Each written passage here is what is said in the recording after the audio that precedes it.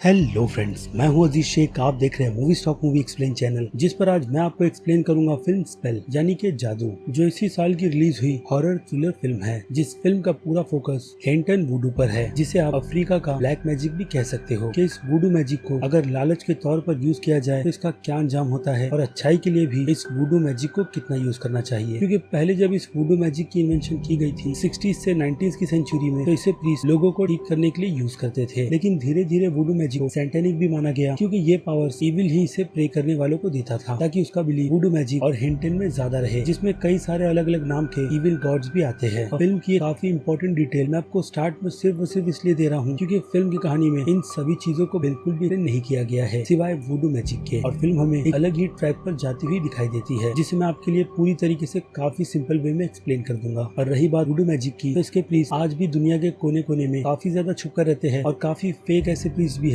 जो वुडू के नाम पर लोगों को ठगते हैं। और हाँ, इसके अलावा अगर आप ये सोच रहे हो कि फिल्म का मेन सस्पेंस ही मैंने आपको बता दिया है, तो फिल्म का ये कोई ऐसा सस्पेंस है नहीं, क्योंकि पूरी फिल्म को बिल्कुल भी सस्पेंस में नहीं रखा गया कि एक्चुअल में फिल्म का एंड क्या होगा और हमें एंड में क्या देखने मिलेगा। बस राज है तो एक ही चीज कि मार्कस टी वुड्स की फैमिली के कितने मेंबर उस प्लेन क्रैश में बचे भी है या नहीं। तो चलिए अब ज्यादा टाइम ना वेस्ट करते हुए शुरू करते हैं स्पॉइलर एक्सप्लेनेशन को। लेकिन आगे बढ़ने से पहले एक छोटी सी रिक्वेस्ट भी, चैनल को सब्सक्राइब, वीडियो को लाइक और शेयर करने की।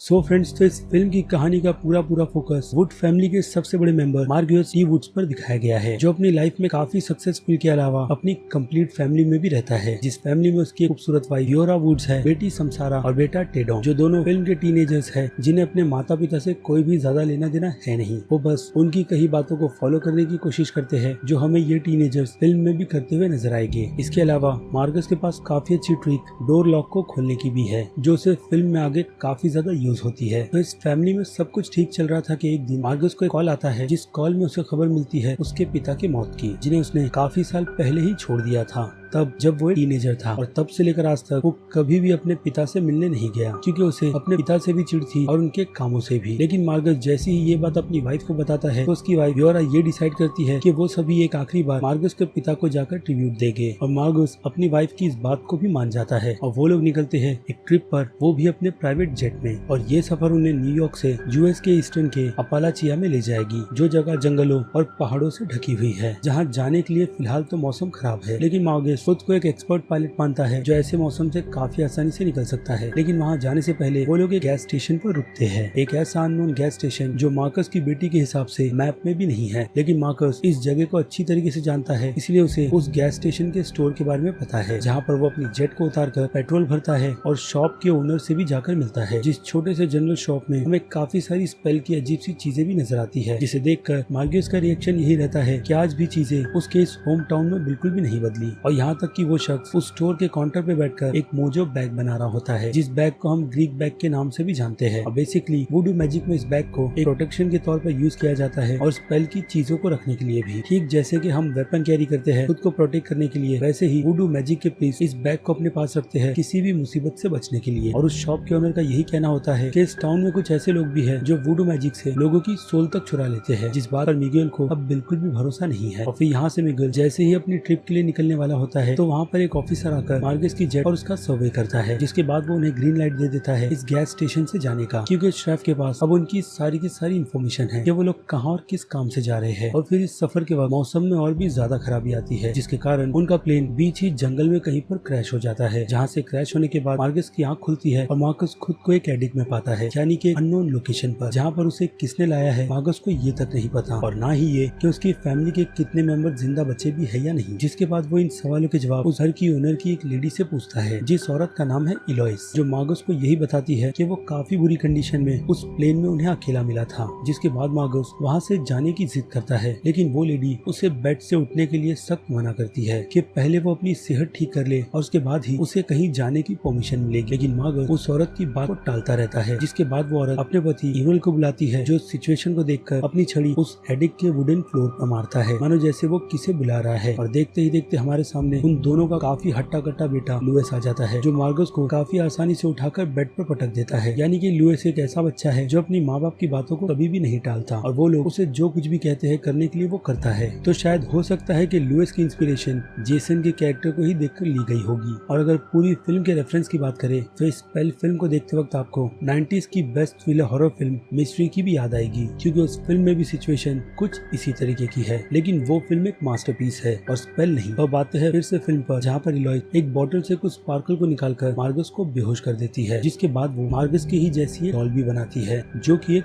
वुडो डॉल है, जिसे उसने मार्गस के कपड़े के कुछ हिस्से, बाल और स्किन की चीजों को लेकर बनाया है। यानी अब अगर मार्गस ने कोई भी होशियारी की तो इलॉय उस डॉल को यूज कर मार्गस को अच्छा खासा सबक भी सिखा सकती है, जिस बात पर अगेन मार्गस को बिल्कुल भी भरोसा नहीं है, क्योंकि इसके पिता भी यही सारी चीजें करते थे और बार बार उसे मारकर वो यही कहते थे कि वुडू मैजिक उन्हें विरासत में मिला है और उसके पिता के मरने के बाद मार्गस को भी ये चीजें सीखनी चाहिए, जिसमें मार्गस बिल्कुल भी इंटरेस्टेड नहीं था। और इलॉयस को मार्गस के पिता के बारे में भी काफी कुछ पता है, यहाँ तक कि मार्गस के बारे में भी कि वो किस फैमिली से बिलोंग करता है, जिसके बाद वो उसे ये भी कहती है कि फुल मून के आने तक सब कुछ फिर से ठीक हो जाएगा, लेकिन उसके लिए मार्गस को पहले जल्द से जल्द ठीक भी होना पड़ेगा, जिसके लिए इलॉय कोई भी कसर नहीं छोड़ेगी और मार्गस इलॉयस पर आंख बंद कर ट्रस्ट भी कर सकता है, जो कि मार्गस करेगा नहीं, क्योंकि मार्गस इलॉयस से ये भी कहता है कि अगर ट्रस्ट की बात होती तो वो उसे ऐसे एडिक में लॉक कर नहीं रखी, बल्कि पूरे घर में और बाहर के गार्डन में घूमने तक की परमिशन देती, जो मार्गस को नहीं मिली है। तो इलॉयस जब उस कमरे से बाहर जाने वाली होती है तो वो मार्गस की वो डॉल और वहाँ की विंडो पर नमक डालकर जाती है, ताकि कोई भी बुरी चीजें घर के अंदर ना आ पाए। और यहाँ तक कि इलॉयस ने डोर के एंटर में बेल तक लगा रखी है, जिसके बजने से उसे पता चलता है कि कौन एडिक के रूम के अंदर गया है और कौन बाहर, जिसके बाद मार्गस उस बेल की उस छोटी सी रिंग को ही निकाल लेता है, जिसके यूज से वो आगे चलकर डोर्स को काफी आसानी से खोलता है। लेकिन उसके पहले मार्गस उसी रात को बारिश के टाइम पर पहले विंडोज को खोलकर उस जगह का सर्वे करता है, जिस सर्वे में वो एक घर से दूसरे घर की छत पर जाता है और वहीं से एक फार्म हाउस की छत पर भी, जिसके नीचे गांव के और काफी सारे लोग बैठे होते हैं और उन सबको भरोसे दिलाने का काम इलॉयस और उसका हस्बैंड ही कर रहा है कि सभी की किसी भी तरीके की बीमारी को वो लोग ठीक कर सकते हैं, चाहे बीमारी कैसी भी हो, जिसका एग्जाम्पल हम वहाँ पर देखते भी है। जैसे कि गूंगी औरत को इलॉयस डॉल की मदद से जबान देती है, वो भी एक कैट की जबान को काट कर, जिसके बाद वो एक अंधे बूढ़े को डॉल पर आंखें रखकर आंखें देने की भी कोशिश करती है, लेकिन इस बूढ़े शख्स की पूरी आंखें नहीं होती, जिसके बाद वो अपने हस्बैंड को ऑर्डर देती है गोट की आंखें लाने का, जिस आंख को वो उस बूढ़े की आंखों पर रखती है, जिसके बाद वो बूढ़ा शख्स ऊपर टूटी छत की तरफ इशारा करता है, जिस होल से मार्गस उन लोगों को देख रहा है। और इलॉयस को ये बात साफ साफ उस टाइम पर पता चल जाती है कि शायद मार्गस उस स्पेल को तोड़कर उन लोगों को देख रहा था, जिसके बाद बिना किसी टाइम को वेस्ट किए मार्गस फिर से बेड पर पहुंच जाता है, जहां पर चेक करने के लिए लुइस अपने हस्बैंड और बेटे के साथ आती है, लेकिन मार्गस काफी चालाकी से इलॉयस को बेवकूफ बना देता है और फिर वहाँ पर बातचीत वुडू मैजिक की होती है, जिस बात को करते वक्त इलॉयस इस बार खिड़की को लॉक कर देती है और मार्गस को यही बताती है कि वुडू मैजिक से सभी को ठीक किया जा सकता है, बस उसके लिए कुछ जानवरों को मरना होता है, जिनके पार्ट्स निकालकर उस इंसान के टूटे पार्ट्स को जोड़ा जाता है, क्योंकि इलॉयस आज के जमाने के डॉक्टर पर बिल्कुल भी भरोसा नहीं करती और वो चीजों को ऐसे ही कई साल से ठीक करती आ रही है, जिस वजह से गांव के लोग उसे काफी ज्यादा मानते भी है और बहुत ज्यादा ट्रस्ट भी करते हैं, इतना कि उन सभी की जान इलॉयस के हाथों में है। कैसे, उस बारे में मैं आपको आगे बताऊंगा। जिसके बाद मार्गस अच्छा बनकर यही ट्राई करता है कि इलॉयस की बात सुनकर शहर से कुछ लोगों को यहाँ पर बुला ले और उससे यहाँ से जाने दे, जिसकी परमिशन इलॉयस इसे बिल्कुल भी नहीं देती, क्योंकि शहर यहाँ से 5 मील की दूरी पर है और उनके घर में ऐसा कोई फोन भी नहीं। लेकिन कभी कभी फोन की आवाज मार्गस ने सुनी है, जिस बात को इलॉयस पूरी तरीके से इग्नोर कर देती है, यही कहकर कि उनके घर में ऐसा कोई भी फोन नहीं है और ना ही कोई ऐसी टेक्नोलॉजी जो सिर्फ इंसानों को बदलने के लिए बनाई गई है और वो लोग बदलना बिल्कुल भी नहीं चाहते। और फिर अगले दिन इलॉयस मार्गस के लिए एक सूप बनाकर लाती है, I mean चिकन सूप, जो मार्गस को बहुत ही ज्यादा टेस्टी लगता है। जिसके बाद इलॉयस इसे बोन्स के बारे में समझाती है कि हड्डियां कितनी ज्यादा स्पेशल होती है, जिनकी मदद से पूरे यूनिवर्स को भी देखा जा सकता है। लेकिन मार्गस इलॉयस की इन सभी बातों के मूड में बिल्कुल भी नहीं, क्योंकि वो उसे वहाँ पर बेवकूफ बनाकर वही बेल के उस छोटे से रिंग को निकाल लेता है। लेकिन जब इलॉयस उसे अकेला छोड़कर जाती है उन बोन्स के साथ, तो वो उन हड्डियों को मिलाकर ये देखता है कि ये हड्डी किसी मुर्गी की नहीं बल्कि किसी इंसान के हाथ की है, जो हाथ और किसी का नहीं बल्कि उसी के बेटे का है, जिसका सूप उसने थोड़ी देर पहले पिया है। जिसके बाद मार्गस को उल्टी होती है, जिस वॉमिटिंग में हमें ये कंफर्मेशन करवाई जाती है कि जिस हाथ के फ्लैश मार्गस ने खाए है वो उसके बेटे की ही है, क्योंकि स्किन के एक टुकड़े पर हम 13 नंबर के टैटू के निशान को भी देखते हैं और बोन की एक उंगली के टेढ़े होने की वजह से मार्गस ये चीज समझ जाता है कि वो हाथ उसके बेटे का ही है जो इलोइस ने मार्गस को सिर्फ और सिर्फ इसलिए खिलाए कि वो अपने ही बेटे के फ्लैश को खाकर जल्द से जल्द ठीक हो जाए, वो भी ब्लड मून के टाइम के आने से पहले। खैर तो उसके बाद मार्गस मौका देखकर उस घर से निकलकर भाग जाता है, लेकिन भागते भागते वो ज्यादा दूर नहीं जा पाता और लुइस इसे फिर से पकड़कर अपने घर पर ले आता है। लेकिन उससे पहले मार्गस उस प्लेन क्रैश की जगह पर भी पहुंचता है, जहां पर पहुंचकर उसे ये कंफर्मेशन हो जाती है कि उसके परिवार के सभी मेंबर मारे गए हैं। और फिर जैसे ही अगले दिन मार्गस की आंख खुलती है तो वो पाता है कि उसके पैर में और भी काफी बड़ी चोट लगी है, जो कि चोट नहीं बल्कि जानबूझकर किया गया है ताकि मार्गस इस बार कहीं पर भी ना भागे। और मार्गस के पैर में इलोइस ने एक पूरी बड़ी कील ठोक रखी है, जो मार्गस काफी हिम्मत कर निकालता भी है। वो भी तब जब वो उठने के बाद ये नोटिस करता है कि इलोइस उसका हस्बैंड और बेटा जनरल स्टोर में वुडू के किसी मैजिक सामान को खरीदने के लिए जा रहे हैं, जहाँ जाकर आने के लिए उन्हें काफी अच्छा खासा टाइम लगेगा। यानी कि ये एक अच्छा खासा मौका है जिस वक्त मार्गस इस घर से भाग सकता है या फिर ये पता लगा सकता है कि उसकी फैमिली के मेंबर्स के साथ हुआ क्या। और मार्गस ऐसा ही करता है, जिसमें पहले तो वो जाकर ग्रेवयार्ड खोदकर ये चेक करता है कि वहाँ पर उसके फैमिली मेंबर को दफनाया भी गया है या नहीं, जो उसे वहाँ पर मिलते नहीं क्योंकि वो एक पेट सेमेट्री होती है। जिसके बाद वो गुस्से में वहाँ से आकर फार्म हाउस की तरफ बढ़ता है ताकि वहाँ पर उसे स्पेल के लिए कुछ कीमती सामान मिल जाए, जो उसे मिलते भी है उसी फार्म हाउस के बने हुए बेसमेंट में, जहाँ पर और भी काफी सारी लाशें भी रखी गई है, जिनके एक एक पार्ट्स को निकालकर इलोइस ने वुडू डॉल में लगा रखी है। और वो वुडू डॉल कई सारी है, जिससे ये बात साफ हो जाती है कि इलोई ने सभी विलेजेस की वुडू डॉल बनाई हुई है, जिनकी मदद से वो उन सभी को ठीक रखती है। जिसके बाद हमारे सामने एक शॉकिंग रिवील होता है कि इलोइस, उसका हस्बैंड और बेटा ये चीज कई 100 सालों से करते आ रहे हैं, जिसका ईयर है 1860s का, और वो लोग इसी वुडू मैजिक की मदद से इतने सालों तक जिंदा है, यानी कि इमोर्टल। और बाकी विलेजेस भी ऐसे ही इमोर्टल बने रहना चाहते हैं। और फिर हमें पता चलता है कि फुल ब्लड मून के वक्त मार्गस का सैक्रिफाइस किया जाएगा, जिसके बाद उसका हार्ट निकालकर वो अपने हस्बैंड को दे देगी ताकि वो फिर से पहले जैसा और भी ज्यादा फिट हो जाए और मार्गस की एज ऑब्वियसली इलोइस के हस्बैंड को मिल जाए। और बाकी पार्ट्स वो दूसरे विलेजेस की वुडू डॉल में लगा देगी, क्योंकि मार्गस चोजन वन है, जो बहुत ही ज्यादा रेयर है। रेयर इसलिए क्योंकि वो अपने खानदान का एक आखिरी वारिस है, जिसे उसके पिता की शक्तियां विरासत में मिली है, ना कि उसके बेटे को। और वही सारी की सारी शक्तियां इलोइस खुद में लेगी और बाकी चीजें जो अभी मैंने आपको बताई वो दूसरों को डोनेट कर देगी। यानी कि एक हिसाब से देखा जाए तो इलोइस एक वुडो की स्विंग है, जो वुडो की इन शक्तियों को गलत के लिए यूज करती है, जिसकी वजह से उसने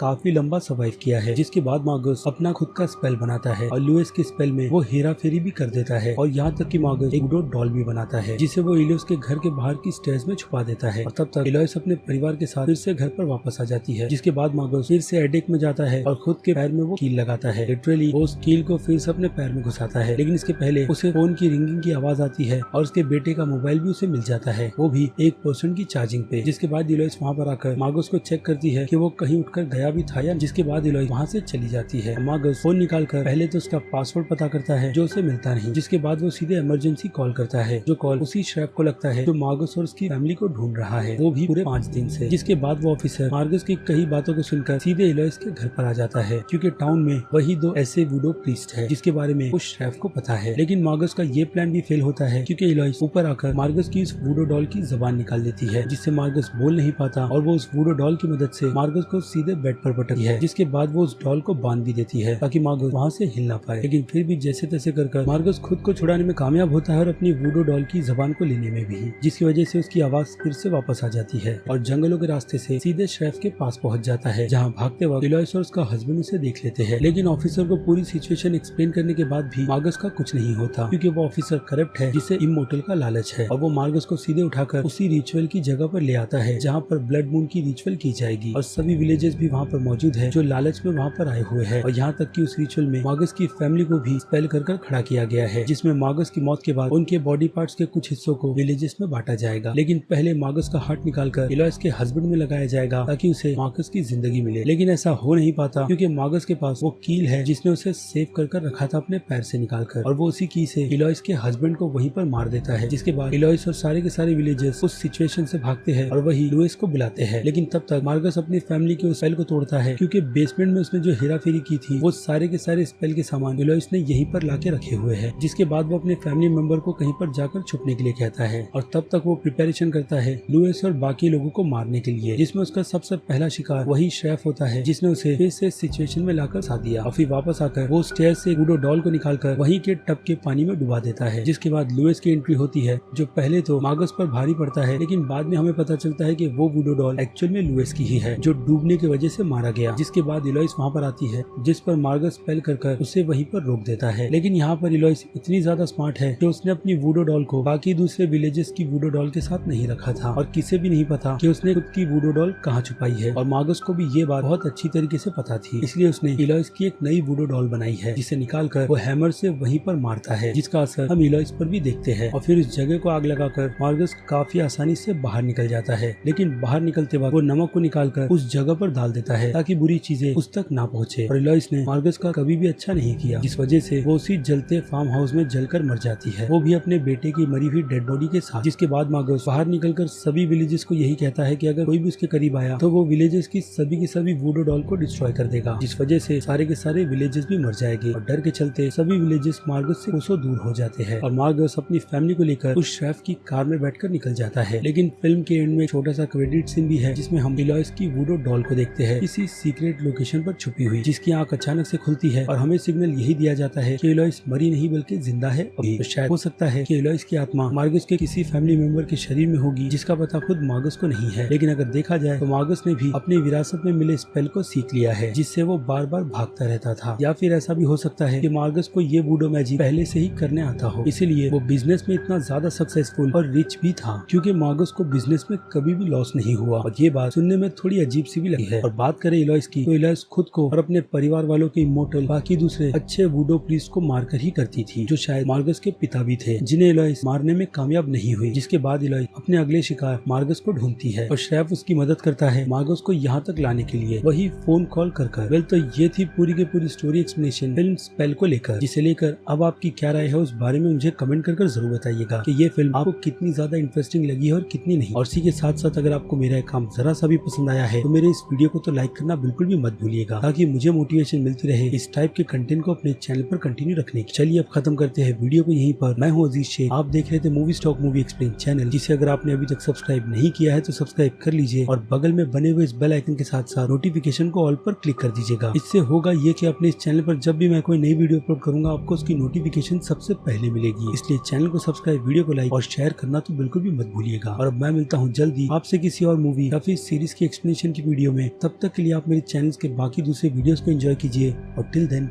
बाय।